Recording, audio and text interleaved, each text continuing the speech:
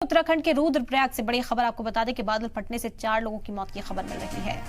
पटालीपैड के पास मलबे में दबे हैं। एनडीआरएफ ने रेस्क्यू ऑपरेशन यहां पर चलाया। सभी लाशों को मलबे से बाहर निकाला गया।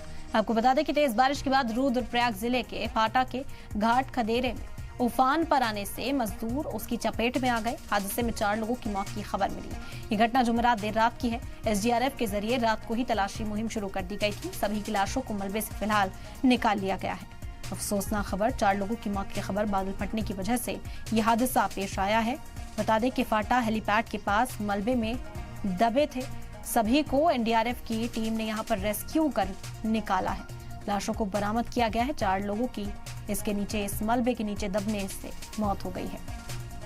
तेज बारिश के बाद रुद्रप्रयाग जिले के फाटा के घाट गधेरे में उफान पर आने से मजदूर उसकी चपेट में आ गए। हादसे में 4 लोगों की मौत हो गई।